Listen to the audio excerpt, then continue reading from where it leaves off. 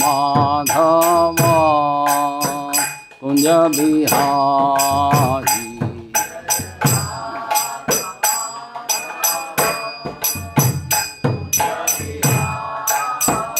जय गोपी जन वल्लभ गिरिवरधारी।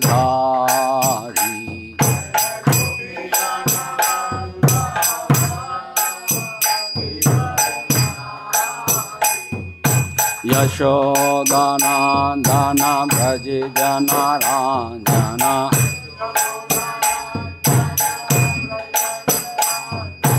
यशोदानंदन व्रज जनारंजन।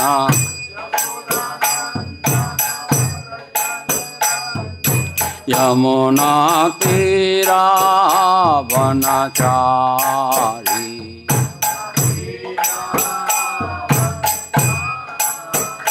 यमुना तीरा वनचारी।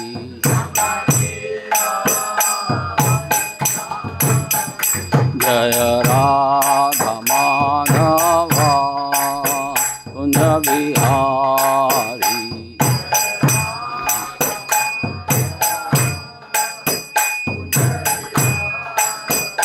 हरे कृष्णा कृष्णा कृष्णा हरे हरे, हरे राम राम राम हरे हरे।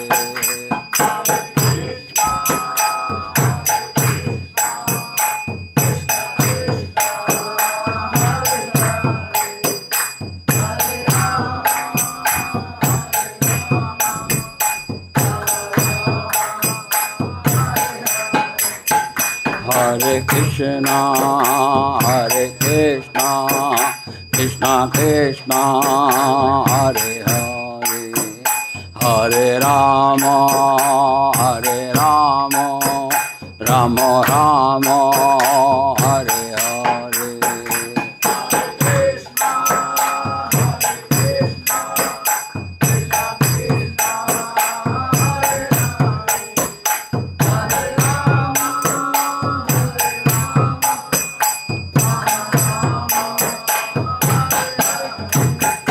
हरे कृष्णा कृष्णा कृष्णा हरे हरे, हरे राम राम राम हरे हरे।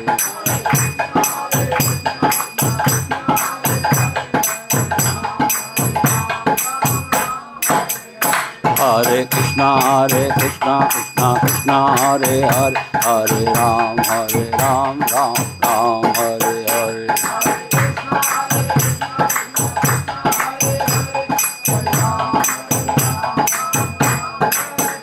जय राधे राम ललिता विशाखा जय राधे राम।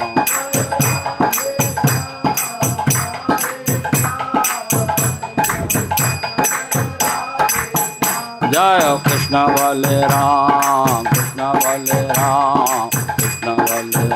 जय वृंदावन धाम।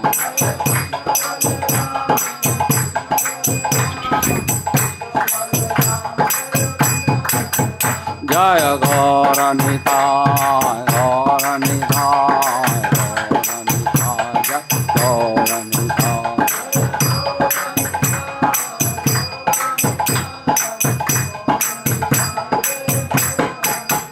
जय जय प्रभुपाद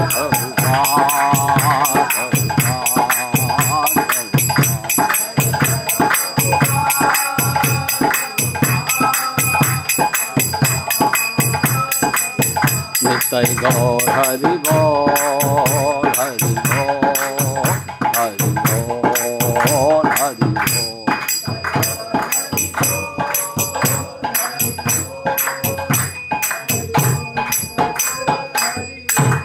निताई गौर सीतानाथ प्रेमानंदे। जय नित्य लीला प्रविष्टों विष्णुपाद परमहंस परुकाचार्य अष्टोत्तर कृष्ण कृपा मूर्ति अभय चरणारविंद भक्ति वेदांत स्वामी शिला प्रभुपाद की जय। नित्य लीला प्रविष्टों विष्णुपाद परमहंस परुकाचार्य अष्टोत्तर शिला भक्ति सिद्धांत सरस्वती ठाकुर प्रभुपाद महाराज की जय, अनंत कोटि वैष्णव भक्तवृंद की जय, नामाचार्य शीलादास ठाकुर की जय। प्रेम से गौ श्री कृष्ण चैतन्य प्रभु नित्यानंदा से अद्वैत गदाधर श्रीवासादि गौर भक्तवृंद की जय। श्री श्री राधा कृष्ण गोप गोपीनाथ श्याम कुंड राधा कुंड गिरी गोवर्धन की जय। ब्रजभूमि से वृंदावन धाम की जय, मथा धाम की जय, पुरुषोत्तम क्षेत्र जगन्नाथपुरी धाम की जय, श्री मायापुर नवद्वीप धाम की जय, श्री गंगा माई की जय, यमुना माई की जय, भक्ति देवी की जय, तुलसी महारानी की जय, युग धाम हरिनाम संकीर्तन की जय, हरे कृष्ण महामंत्र की जय, Srila Prabhupada transcendental book distribution की जय, निताई गौर सीतानाथ प्रेमानंदे, हरि हरि बोल। All glories to assembled devotees, all glories to assembled, all glories to assembled, all glories to guru and Gauranga की जय। गुरुवे गौरचंद्राय राधिकाय तदालये कृष्णाय कृष्ण भक्ताय तद्भक्ताय नमो नमः। ओम अज्ञानतिमिरान्धस्य ज्ञानाञ्जनशलाकया चक्षुरुन्मिलितं येन तस्मै श्रीगुरुवे नमः। श्रीचैतन्यमनोभीष्टं स्थापितं येन भूतले स्वयं रूपा कदा मह्यं ददाति स्वपदान्तिकं। वन्देऽहं श्रीगुरो श्रीयुतपदकमलं श्रीगुरुन् वैष्णवांश्च श्रीरूपं सागरजातं सगण रघुनाथं तं सजीवं सावधैतं सावधूतं परिजनसहितं कृष्ण चैतन्यदेवं श्रीराधा कृष्णपादान् सगण ललिता श्रीविशाखान्विताक्ष। नमो विष्णुपादाय कृष्णपृष्ठाय भूतले श्रीमते भक्तिवेदान्ता स्वामिनिति नामिने। नमस्ते सरस्वती देवे गौरवाणी प्रचारिणे निर्विशेष शून्यवादी पाश्चात्य देश तारिणे। हे कृष्णा करुणा सिंधु दीनबंधो जगतपते गोपेश गोपिका कांत श्री राधा कांत नमोस्तुते। तप्त कांचन गौरांगी श्री राधे वृंदावनेश्वरी वृषभानुसुते देवी प्रणमामि हरिप्रिये। वाञ्छाकल्पतरोभिश्च कृपा सिन्धुभ्येव च पतितानां पावनेभ्यो वैष्णवेभ्यो नमो नमः। जय श्री कृष्ण चैतन्य प्रभु नित्यानंदा श्री अद्वैत गदाधर श्रीवासादि गौर भक्तवृंद। हरे कृष्णा कृष्णा कृष्णा हरे हरे, हरे राम राम राम हरे हरे। ओम नमो भगवते वासुदेवाय, ओम नमो भगवते वासुदेवाय, ओम नमो भगवते वासुदेवाय। नारायणं नमस्कृत्य नरं चैव नरोत्तमं देवीं सरस्वतीं व्यासां ततो जयमुदीरये। नष्टप्रायेषु अभद्रेषु नित्यं भागवत सेवया भगवती उत्तम श्लोके भक्तिर्भवति नष्टकी। कृष्णाय वासुदेवाय देवकी नंदनाय च नंदगोपकुमाराय गोविन्दाय नमो नमः। मूकं करोति वाचालं पंगुं लंघयते गिरिं यत्कृपातमहं वन्दे परमानन्दमाधवं श्रीगुरुदीनतारणं श्रीचैतन्यईश्वरम्। हरे कृष्णा। सुस्वागतम। तो आप सभी वैष्णवजन वैष्णवीस के श्री चरणों में कोटि कोटि प्रणाम। आपके चरणों में कोटि कोटि वंदन, आपका हार्दिक अभिनंदन। और हमारे साथ जुड़े ऑनलाइन व्यूअर्स का भी हम उनका हार्दिक अभिनंदन करते हैं। तो भगवद गीता सत्र सायंकालीन कार्यक्रम यहाँ हमारे श्री कृष्ण बलराम मंदिर इस्कॉन वृंदावन में सायंकालीन कार्यक्रम में जुड़े हुए सभी भक्तों का हम हार्दिक अभिनंदन करते हैं।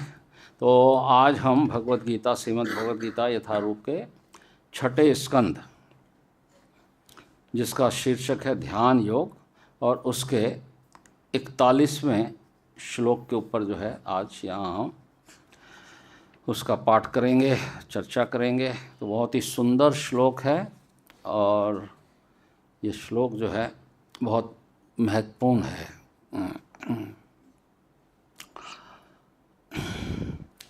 तो श्लोक जो है भगवान के द्वारा अर्जुन के प्रश्न, जो अर्जुन ने प्रश्न पूछा है 37वें और 38वें श्लोक में, 37, 38, 39 तीन श्लोकों में अर्जुन जो है एक प्रश्न पूछते हैं। जब भगवान ध्यान योग की चर्चा कर रहे हैं, अष्टांग योग की चर्चा कर रहे हैं, तो अर्जुन के मन में ये प्रश्न उठा। अर्जुन ने कहा, हे कृष्ण, उस असफल योगी की गति क्या है जो प्रारंभ में श्रद्धापूर्वक आत्म साक्षात्कार की विधि ग्रहण करता है किंतु बाद में भौतिकता के कारण उससे विचलित हो जाता है और योग सिद्धि को प्राप्त नहीं कर पाता। नंबर 1 प्रश्न। हे महाबाहु कृष्ण, क्या भ्रम प्राप्ति के मार्ग से भ्रष्ट ऐसा व्यक्ति आध्यात्मिक तथा भौतिक दोनों ही सफलताओं से च्युत नहीं होता और छिन्न भिन्न बादल की भांति विनष्ट नहीं हो जाता, जिसके फलस्वरूप उसके लिए किसी लोक में कोई स्थान नहीं रहता? जो योग सिद्धि को प्राप्त नहीं कर पाता, असफल हो जाता है, तो उसकी गति क्या होती है? वो तो एक बादल के समान, जो बादल जो विनष्ट हो जाता है बिल्कुल, उसकी तरह न तो उसका भौतिक जगत में कोई उसको लाभ मिलता है और ना ही आध्यात्मिक जगत को में उसको कोई लाभ मिलता है। तो उसकी स्थिति ऐसी हो जाती है जैसे एक फटे बादल के समान। हे कृष्ण, यह मेरा संदेह है और मैं आपसे इसे पूर्णतः दूर करने की प्रार्थना कर रहा हूँ। आपके अतिरिक्त अन्य कोई ऐसा नहीं है जो इस संदेह को नष्ट कर सके। अर्जुन कह रहे हैं कि मेरे इस संदेह को आपके अलावा कोई और नष्ट नहीं कर सकता। क्यों? क्योंकि भगवान जो है वो सब कुछ जानते हैं। वेदाहम समतीतानि वर्तमानानि च अर्जुन भविष्यवाणी च भूतानि माम तु वेद न कश्चन। हे अर्जुन, मैं सब जीवों के भूतकाल को जानता हूँ, उनके वर्तमान काल को जानता हूँ और भविष्य को भी मैं सबको जानता हूँ, लेकिन माम तु वेद न कश्चन, लेकिन तुम मुझे नहीं जानते। सारा जगत भगवान को नहीं जानता, लेकिन भगवान सबको जानते हैं, एक एक जीव के बारे में जानते हैं। इसलिए यहाँ पर अर्जुन कह रहे हैं कि इस संदेह को कोई आपके अलावा इसको कोई नष्ट नहीं कर सकता, मेरे संदेह को। तो फिर भगवान इसका उत्तर देते हैं 40वें श्लोक में। श्री भगवान उवाच पार्थ नैव नामुत्रा विनाशस्तस्य विद्यते न हि कल्याणकृत कश्चित् दुर्गतिं तात गच्छति। भगवान ने कहा, हे प्रथापुत्र, कल्याण कार्यों में निरत योगी का न तो इस लोक में और न परलोक में ही विनाश होता है। हे मित्र, भलाई करने वाला कभी बुराई से पराजित नहीं होता। तो इस श्लोक में भगवान अर्जुन को पार्थ भी कह रहे हैं। पार्थ का मतलब प्रथा का पुत्र पार्थ, कुंती पुत्र अर्जुन को संबोधित कर रहे हैं। और साथ में भगवान अर्जुन को संबोधित कर रहे हैं तात कह करके। मेरे ख्याल से भगवद गीता में एक ही बार भगवान ने तात कहा होगा अर्जुन को, और किसी श्लोक में तात नहीं कहा। और तात का क्या अर्थ है? हे मेरे मित्र। तो भगवान उसको बड़ा एक भरोसा दिला रहे हैं और कह रहे हैं कि भलाई करने वाला कभी बुराई से पराजित नहीं होता। फिर आज के श्लोक में भगवान क्या कह रहे हैं? मेरे पीछे दोहराइए। प्राप्य पुण्य कृताम लोकान पुष्पिता शाश्वती समः शुचीनां श्रितमतां गेहे योग भ्रष्टो भी जायते प्राप्य पुण्यकृताम लोकान् उष्विता शाश्वती समः शुचीनां श्रीमतां गेहे योग भ्रष्टो भी जायते प्राप्य पुण्यकृतां लोकान् उष्विता शाश्वती समः शुचीनां श्रीमतां गेहे योगो भ्रष्टो भी जायते प्राप्य पुण्यकृतां लोकान् शाश्वती समा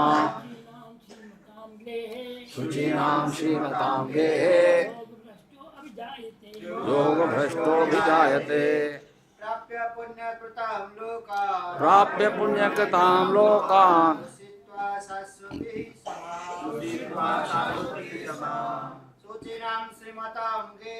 शुचीनां श्रीमतां गेहे योग भ्रष्टो भी जायते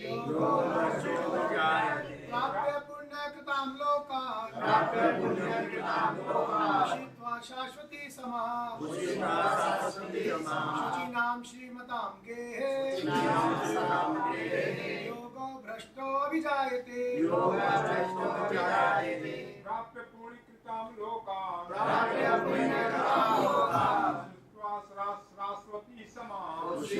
शाश्वती समाः शुचीनां श्रीमतां गेहे योग भ्रष्टो अभिजायते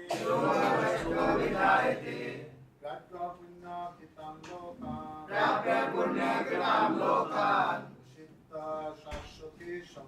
उषित्वा शाश्वती समाः शुचीनां श्रीमतां गेहे योग भ्रष्टो विजायते प्राप्य पुण्यकृतां लोकान् उषित्वा शाश्वती समाः शुचीनां श्रीमतां गेहे योग भ्रष्टो भी जायते प्राप्य पुण्यकृतां लोकान् शाश्वती समाः शुचीनां श्रीमतां गेहे योग भ्रष्टो भी जायते। चलिए शब्दार्थ करते हैं। प्राप्य प्राप्त करके, पुण्यकृताम पुण्य कर्म करने वालों के, लोकान लोकों में, उषित्वा निवास करके, शाश्वती अनेक, समाह वर्ष, शुचीनाम पवित्र आत्माओं के, श्रीमताम संपन्न लोगों के, गेहे घर में, योग भ्रष्टा आत्म साक्षात्कार के पद से च्युत व्यक्ति अभिजायते जन्म लेता है। अनुवाद और तात्पर्य श्रील प्रभुपाद के द्वारा। श्रील प्रभुपाद की असफल योगी पवित्र आत्माओं के लोकों में अनेकानेक वर्षों तक भोग करने के बाद या तो सदाचारी पुरुषों के परिवार में या कि धनवानों के कुल में जन्म लेता है। मेरे पीछे दोहराइए। असफल योगी पवित्र आत्माओं के लोकों में अनेकानेक वर्षों तक भोग करने के बाद या तो सदाचारी पुरुषों के परिवार में या कि धनवानों के कुल में जन्म लेता है। तो इस श्लोक को जरा पुनः हम समझेंगे, इसके शब्दों को जरा अच्छे से समझिए। यहाँ भगवान एक बहुत ही महत्वपूर्ण आश्वासन अर्जुन को दे रहे हैं। ऐसा आश्वासन दे रहे हैं, उसको जान करके और समझ करके हमारा भक्ति का जीवन जो है पूर्ण रूप से बदल जाएगा। जहाँ भी भक्ति में थोड़ी भी कहीं शिथिलता है, कहीं कमी है, वो पूर्ण रूप से जो है दूर हो जाएगी। जब भगवान के मुख से, श्री मुख से ये आश्वासन जब भक्तों को मिलता है तो जीवन ही बदल जाता है। तो यहाँ पर भगवान कह रहे हैं प्राप्य, प्राप्य मतलब प्राप्त करके, पुण्यकृताम लोकान, पुण्यकृताम लोकान, पुण्यकृताम लोकान मतलब जो हायर प्लैनेट्स हैं, जो ऊपर के लोक हैं, स्वर्ग लोक, 7 लोग ऊपर के हैं ना, भुवर भुआ सुहा महर जन तप, सत्य लोक तक 7 लोग, पृथ्वी से लेके 7 लोग ऊपर के कैसे हैं, ये इसको कहते हैं स्वर्ग लोक इत्यादि। ओम भुव स्वहा, स्वर्ग लोक, महर लोक, जन लोक, तप लोक, सत्य लोक। तो यहाँ पर वास करता है कौन सा योगी? जो फेल हो गया, असफल हो गया योग में, भगवान के साथ जो अष्टांग योग में जोड़ा था या किसी भी योग में जोड़ा था, लेकिन वो अपने पद से फिसल गया, गिर गया। तो ऐसे व्यक्ति की क्या दशा होगी? अर्जुन कहता है भाई, एक तो उसने भौतिक जगत का जो उसको स्वाद मिलना था वो उसने स्वाद छोड़ दिया, आपके भगवत गीता के संदेश को सुन करके उसने भौतिक जीवन का त्याग कर दिया और आपकी तरफ आगे बढ़ा एक विश्वास के साथ, लेकिन उसका विश्वास किसी कारण से डगमगा गया और वो अपने रास्ते से गिर गया। उसका क्या होगा? ऐसे व्यक्ति का क्या होगा? तो भगवान कह रहे हैं कि प्राप्य पुण्यकृताम लोकान, ऐसा व्यक्ति जो है स्वर्ग लोकों की ओर जाएगा और वहाँ पर निवास करेगा। कब तक? शाश्वती समाह। शाश्वती समाह मतलब शाश्वत काल। शाश्वत काल का मतलब है कि बहुत लंबे समय तक, बहुत लंबे समय तक वो स्वर्ग के लोकों में वास करेगा। भाई गिरा क्यों अपने रास्ते से, अपने पद से गिरा क्यों? क्योंकि उसके मन में कुछ भौतिक इच्छाएं, भोग भोगने की इच्छाओं ने मन में जन्म ले लिया। जुड़ा तो था मंदिर से, 16 माला का जप करने का वचन भी दे दिया था, मंदिर भी आना शुरू कर दिया था, लेकिन कुछ समय के बाद भगवत गीता की क्लास में भी आने प्रारंभ हो गए, भागवतम में भी, लेकिन कुछ समय के बाद दिखाई देना बंद हो गए। क्या हो गया भाई? पहले तो मंदिर आते थे, अब क्या हो गया? बस प्रभु जी क्या बताएं। खैर कुछ बताने लायक था नहीं इसलिए बताया नहीं। तो उनके मन में कुछ भौतिक इच्छाओं ने जन्म ले लिया। तो भगवान क्या करते हैं? जिसके मन में भौतिक इच्छाएं जन्म लेती हैं, उनकी भौतिक इच्छाओं को पहले पूरा करवाते हैं, उनको छोड़ते भी नहीं हैं। उनकी भौतिक इच्छाओं को कहते हैं तो पूरा कर, अपना जो तेरी भोग की इच्छाएं हैं उसको पूरा कर ले, और उसके लिए वैसी व्यवस्था बनाते हैं।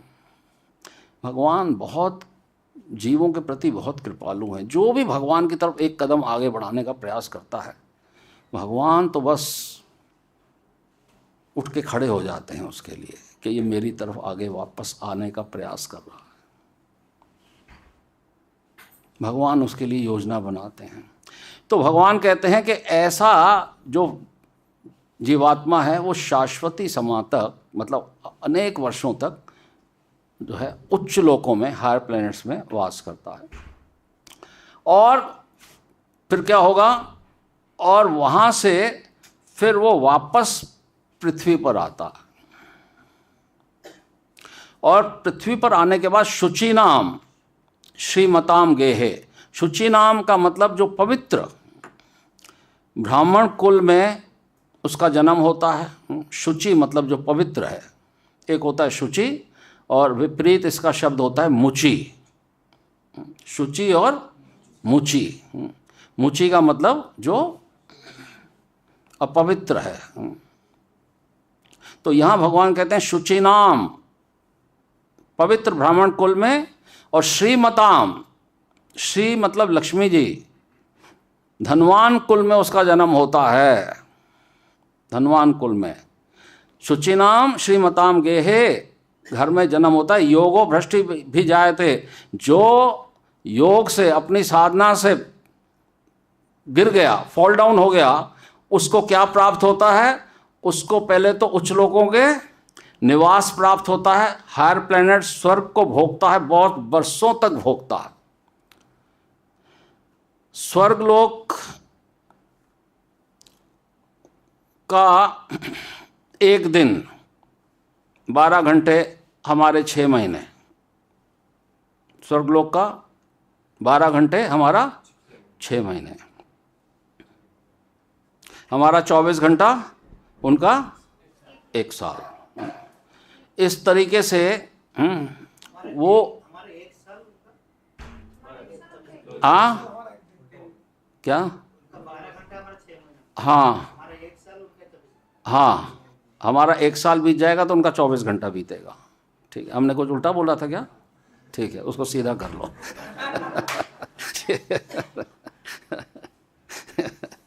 तो मतलब कहने का ये है कि बहुत लंबे समय तक वो वहाँ पर भोग करता,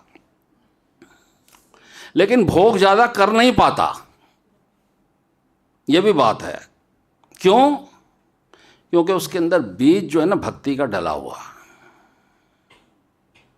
भोग करेगा लेकिन उसको वहाँ भी पूरा आनंद नहीं मिलने वाला, क्योंकि बीज कौन सा डला हुआ है? भक्ति का डला हुआ है। एक दफ़ा उसने भगवान की तरफ आगे बढ़ने का प्रयास किया था।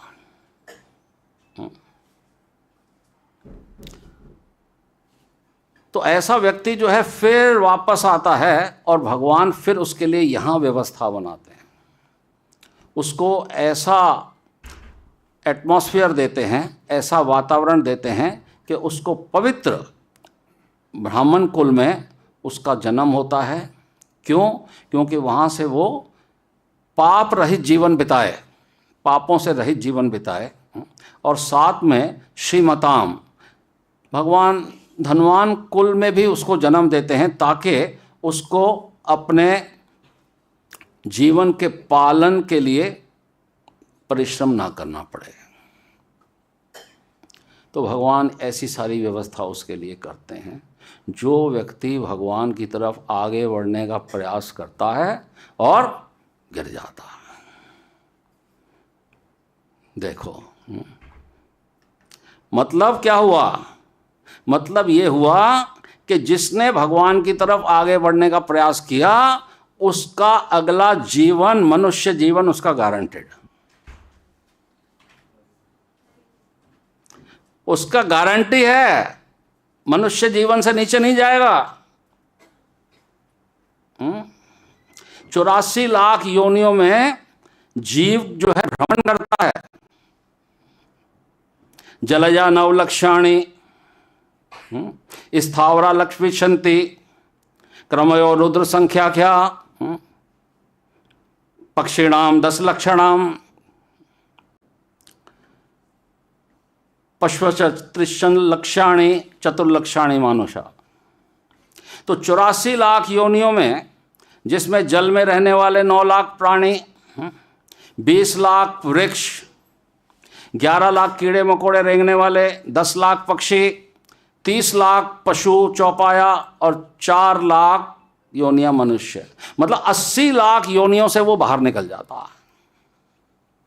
80 लाख योनियों से बहुत बड़ा रिस्क जो ये जोन है, ये मटेरियल वर्ल्ड जो बहुत बड़ा रिस्क जोन है, उसमें से ये बाहर निकल जाता है। इतना हो जाता है, जिसने एक दफ़ा भगवान के पास आगे बढ़ने का प्रयास किया, भगवान उसको ये एश्योरेंस दे देते हैं, अब तू 80 लाख योनियों में तो नहीं जाने वाला।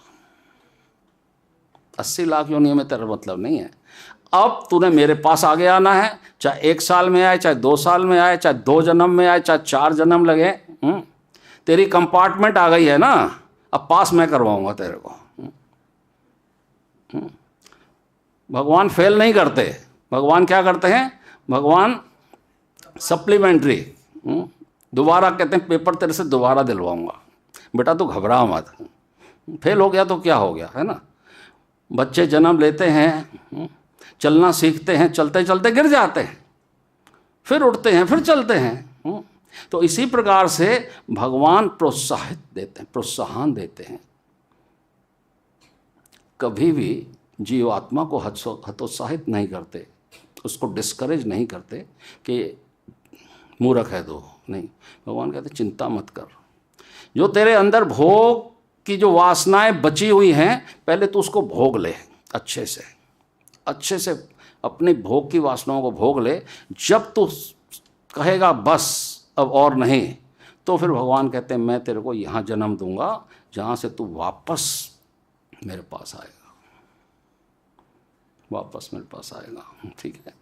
तो शुचिनाम श्रीमताम गेह योगो भ्रष्टो भी जाए थे। असफल योगी पवित्र आत्माओं के लोकों में अनेकानेक वर्षों तक भोग करने के बाद या तो सदाचारी पुरुषों के परिवार में या कि धनवानों के कुल में जन्म लेता है। तात्पर्य श्रील प्रभुपाद, असफल योगियों की 2 श्रेणियां हैं। असफल योगी 2 श्रेणियां हैं। कौन सी? एक वे जो बहुत थोड़ी उन्नति के बाद ही भ्रष्ट हो जाते हैं, थोड़ा समय आगे बढ़े लेकिन उसके बाद फॉल डाउन हो गया, गिर गए। दूसरे वो जो दीर्घ काल तक योग अभ्यास के बाद भ्रष्ट होते हैं, काफ़ी समय तक किया, काफ़ी समय तक, उसके बाद में वो किसी कारण से उनका पतन हो गया। ठीक है। जो योगी अल्पकालिक अभ्यास के बाद भ्रष्ट होता है वह स्वर्गलोक को जाता है।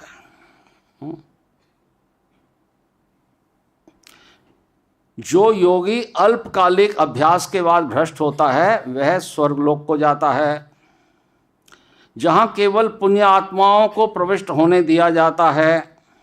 वहाँ पर दीर्घकाल तक रहने के बाद उसे पुनः इस लोक में भेजा जाता है, जिससे वह किसी सदाचारी ब्राह्मण वैष्णव के कुल में या धनवान वणिक के कुल में जन्म ले सके।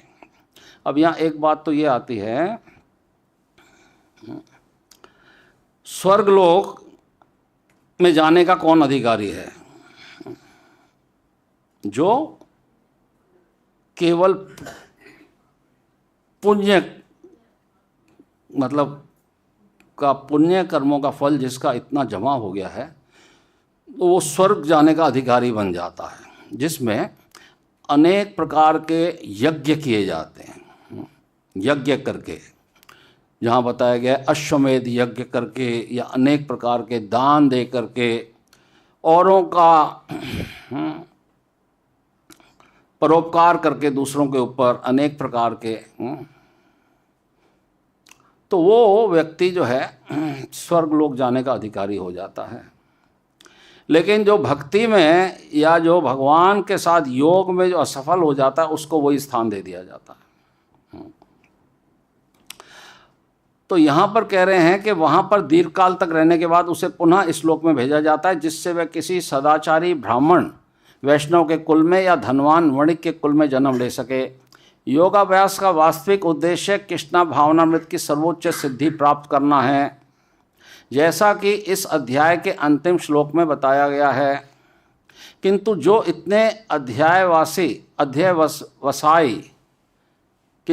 इतने अध्यवसायी नहीं होते और जो भौतिक प्रलोभनों के कारण असफल हो जाते हैं, उन्हें अपनी भौतिक इच्छाओं की पूर्ति करने की अनुमति दी जाती है। तत्पश्चात उन्हें सदाचारी या धनवान परिवारों में संपन्न जीवन बिताने का अवसर प्रदान किया जाता है। ऐसे परिवारों में जन्म लेने वाले इन सुविधाओं का लाभ उठाते हुए अपने आप को पूर्ण कृष्णा भावनामृत तक ऊपर ले जाते हैं। श्रील प्रभुपाद की। तो भगवान यहाँ बात कर रहे हैं कि जो असफल योगी है, जिसने थोड़े समय तक ही योग साधना की है, अल्पकालिक, ऐसा व्यक्ति जो है स्वर्ग लोकों को प्राप्त होता है।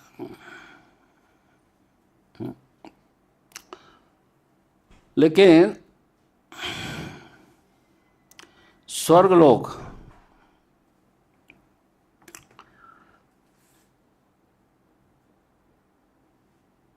के साथ साथ नरक लोक भी होता है ना, या स्वर्ग ही स्वर्ग होता है। तो स्वर्ग लोक है तो नरक लोक भी है। नरक लोक कहाँ पर है? नीचे है। कौन से तल पे? हाँ, सुतल। हाँ, सुतल कहाँ है नरक लोक? हम तो कभी गए नहीं।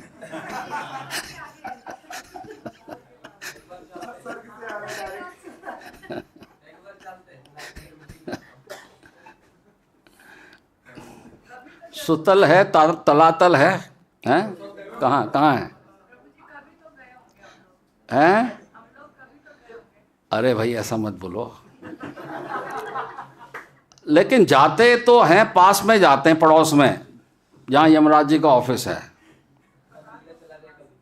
यमराज जी का ऑफिस है ना, वो नरक के बिल्कुल बराबर में है। तो ये नहीं समझना चाहिए कि सीधा स्वर्ग लोग जाएंगे। पहले कहाँ जाएंगे? पहले नीचे ले जाएंगे। पहले जीवात्मा को कहाँ ले जाएंगे? पहले यमलोक ले जाया जाएगा। तो नरक लोक के बराबर में ही पितृलोक है, और पितृलोक में जो है यमराज जी का ऑफिस है, वहाँ ले जाया जाता है। वहाँ फिर निर्णय किया जाता है कि अब इस जीवात्मा को कहाँ भेजा जाए। लेकिन जो व्यक्ति कितना भी पुण्य कर ले, तो पाप तो साथ में हो ही जाता। पाप तो साथ में होते ही रहते हैं।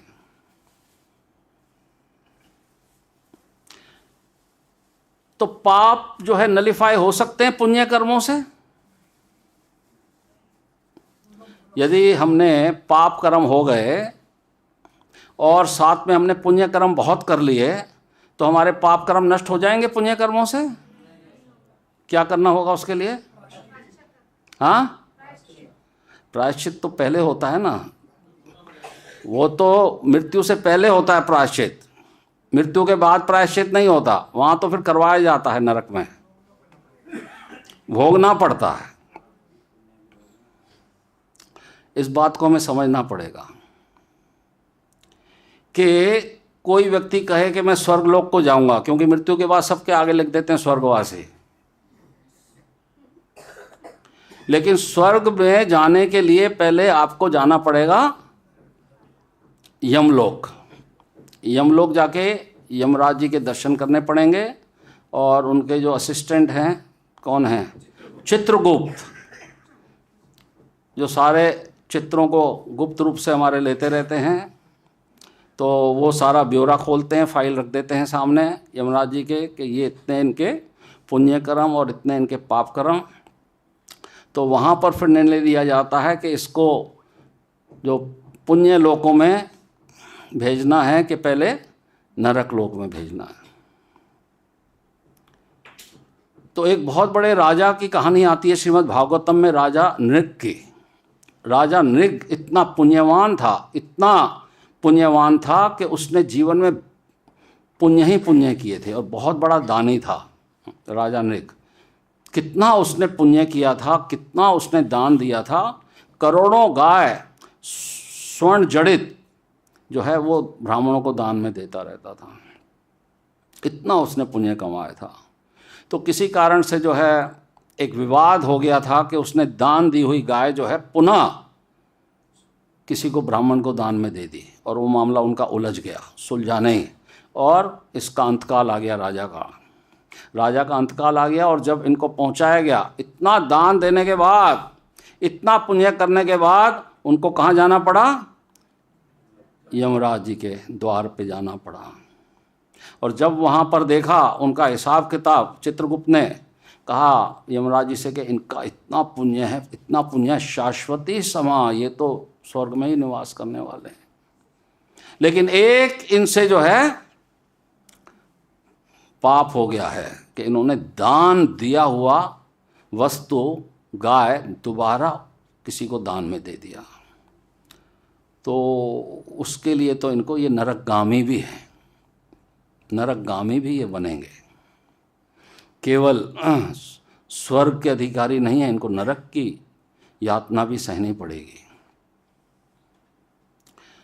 तो उनसे पूछा गया राजा से कि राजा, तुम इतने पुण्यवान हो, इतने तुमने पुण्य किए हैं, तुम्हारा तो कुछ हमारे पास हिसाब ही नहीं है, आप कितना समय यहाँ रहोगे, लेकिन एक तुम्हारा जो पाप है उसके लिए आपको यातना सहनी पड़ेगी, नरक भोगना पड़ेगा।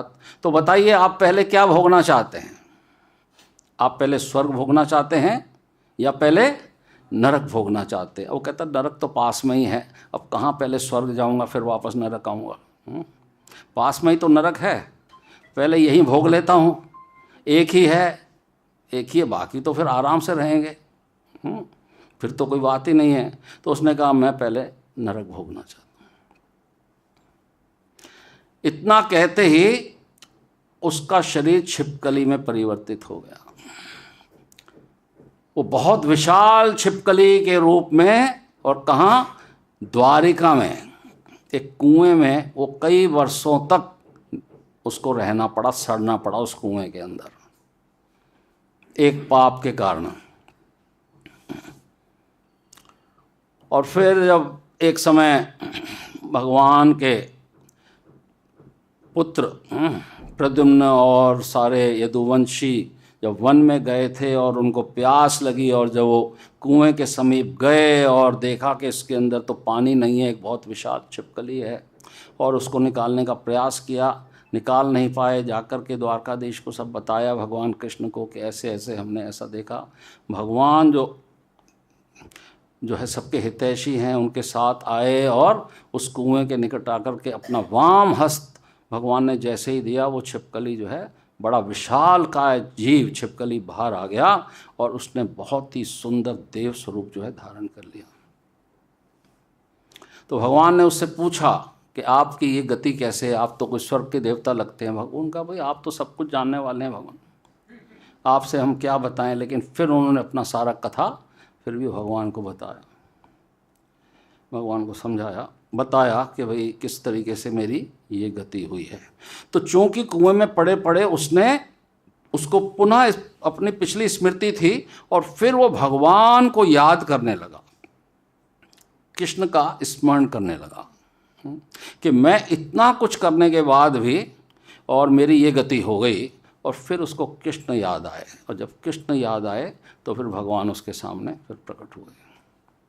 इस तरीके से जो है ये जो जितना भी हम यहाँ इस संसार में पुण्य अर्जित कर लें, लेकिन हमको जो है बड़ा रिस्क लेकर के चलना पड़ेगा, क्योंकि यदि अंत में भगवान की स्मृति नहीं होती और हमारी गति, फिर हम नहीं जानते हमारी क्या गति होती है। यदि हमारा भगवान के साथ संबंध नहीं जुड़ा है, योग नहीं हुआ है, चाहे वो अष्टांग योग हो, चाहे वो और कोई ज्ञान योग हो, तब तक जो है हमारी स्थिति बड़ी जोखिम है ना।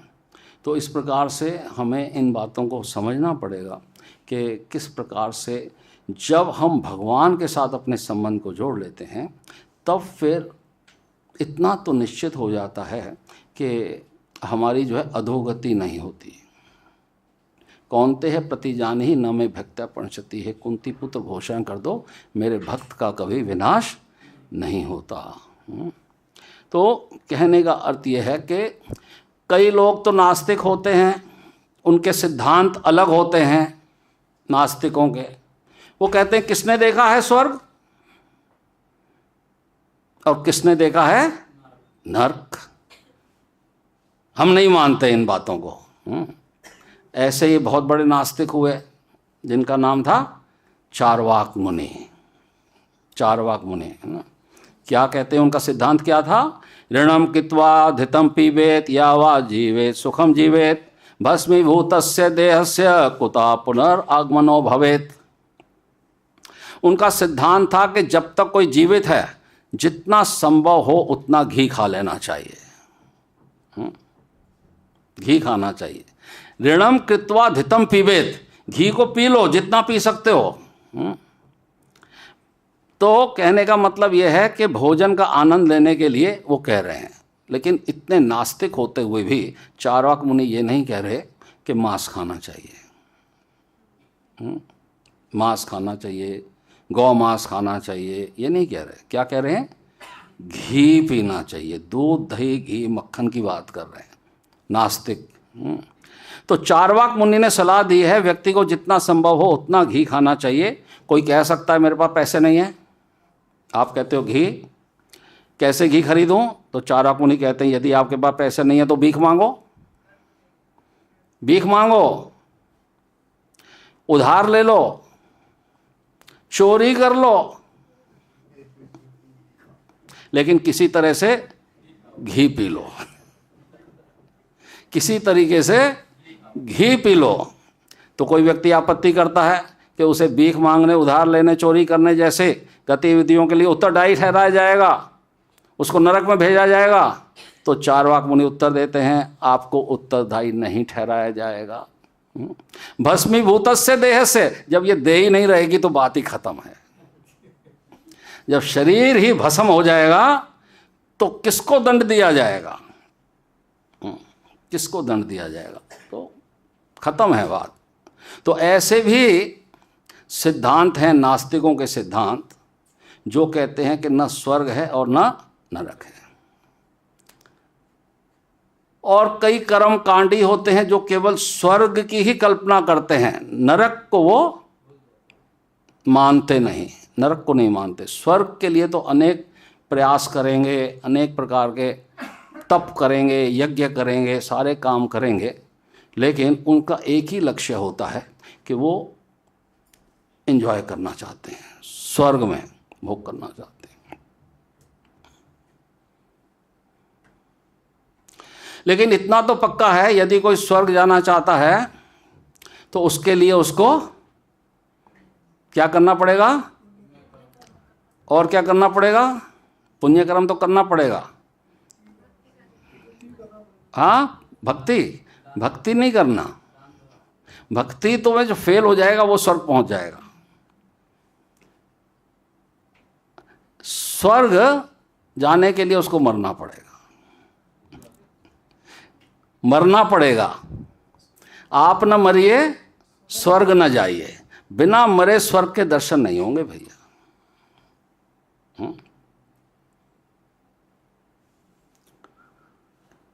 एक राजा थे सूर्यवंश में, त्रिशंकु महाराज। त्रिशंकु महाराज बिना मरे स्वर्ग जाना चाहते थे। जब बिना मरे तो स्वर्ग जाया नहीं जा सकता, लेकिन वो बड़े प्रतापी थे, बड़े यशस्वी थे, वो जाना चाहते थे। तो वो अपने कुल गुरु के पास गए, वशिष्ठ मुनि के पास। वशिष्ठ मुनि से कहा कि मैं स्वर्ग जाना चाहता हूँ, मेरी व्यवस्था बना दो आप। वशिष्ठ मुनि ने कहा इस शरीर के साथ स्वर्ग नहीं जाया जा सकता, ये संभव नहीं है। आप तो इतने बड़े योगी हैं, आप मेरे को स्वर्ग भेज सकते हो, आप मेरे को स्वर्ग भेज दीजिए। वशिष्ठ मुनि ने इनकार कर दिया। उसके बाद फिर वो विश्वामित्र के पास गए। विश्वामित्र और वशिष्ठ मुनि का आपस में एक प्रतिद्वंद्वता रहता है। तो विश्वामित्र को जाकर के उन्होंने कहा कि आप मेरे को भेज दो। उन्होंने तो मना कर दिया वशिष्ठ मुनि ने। अच्छा, उन्होंने मना कर दिया, चलो अब तो मैं आपको व्यवस्था बनाता हूँ भेजने की। तो उन्होंने त्रिशंकु महाराज को स्वर्गलोक अपनी योग शक्ति के बल पे उनको इसी शरीर से स्वर्गलोक भेज दिया। जब भेज दिया तो ऊपर से देखा इंद्र देव ने, ये कौन आ रहा है, ये कैसे संभव है, ये जो है भूतल का प्राणी, पृथ्वी का प्राणी, ये स्वर्ग की तरफ चला आ रहा है, ये तो संभव नहीं है। तो उन्होंने उसको रोक दिया, यहाँ तुम्हारी एंट्री नहीं हो सकती, नीचे जाइए, इस शरीर के साथ आप स्वर्ग में आप प्रवेश नहीं कर सकते। उनको नीचे धक्का दे दिया। अब विश्वामित्र ने जो है वो ऊपर भेज रहे हैं और बीच में लटक गए, तो उनको ऊपर नहीं आने दे रहे और विश्वामित्र उनको नीचे नहीं जाने दे रहे। तो त्रिशंकु महाराज बीच में लटके रहे, अब क्या करें। इस प्रकार से बहुत समय तक जो है खींचातानी चलने के बाद फिर उनके लिए एक अलग से उन्होंने ब्रह्मांड की रचना करी और अलग से स्वर्ग बनाया त्रिशंकु महाराज के लिए। एक समझ लो कि एक अलग से ही कुछ खड़ा कर दिया उन्होंने तपोबल से। जैसे कर्दम मुनि ने अपने तपोबल से एक बहुत बड़ा विमान बनाया, विमान क्या पूरा लोक ही था वो भी, है ना। तो भागवतम में सुनते हैं हम कितना देहूति के लिए बहुत सुंदर उन्होंने विमान बनाया। तो पथ भ्रष्ट जब हो, योग भ्रष्ट हो जाते हैं तो फिर जो भगवान के साथ जो संबंध नहीं जुड़ा है, जो भगवान के साथ, उनके लिए तो पहुंचना बहुत कठिन होता है अपने बल पर, है ना। जैसे चंद्रलोक भी स्वर्गलोक में आता है, स्वर्ग के उच्च लोक हैं। तो यहाँ से हमारे वैज्ञानिकों ने चांद पे जाने का निर्णय लिया और वहाँ पहुँचे भी, लेकिन प्रभुपाद ने उनका खंडन किया। प्रभुपाद ने कहा कि मैं कोई वैज्ञानिक नहीं हूँ, लेकिन शास्त्रों के बल पर मैं ये कह सकता हूँ कि वहाँ जो पुण्यात्माएं रहती हैं वहाँ पर निवास करने के लिए आपको जो पुण्यवान बनना होगा। इस भौतिक शरीर से आप वहाँ नहीं पहुँच सकते। तो कुछ समय प्रभुपाद का बहुत विरोध भी हुआ, लेकिन प्रभुपाद कहते हैं मैं शास्त्रों के बल पर कहता हूँ, और बात सही है। जितना भी हमारे सो कॉल्ड साइंटिस्ट्स ने ये दिखाया कि हम मून पे पहुंच गए और हम ये किया और वो किया, धीरे धीरे करके वो बातें सब अब शांत हो गई हैं। अब कोई मून पे जाने की बात नहीं करता। कहाँ से घूम कर पता नहीं कहाँ की मिट्टी लेकर के दिखा देते हैं कि हम चांद से हुआ है, ठीक है। तो जो शास्त्र है, शास्त्र प्रमाण है, शास्त्र जो है प्रमाण है। तो इस प्रकार से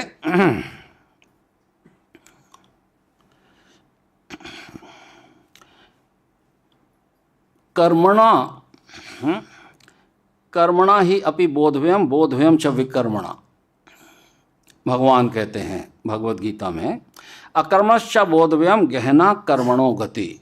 ये कर्मों की जो गति है इसको समझना बहुत कठिन है।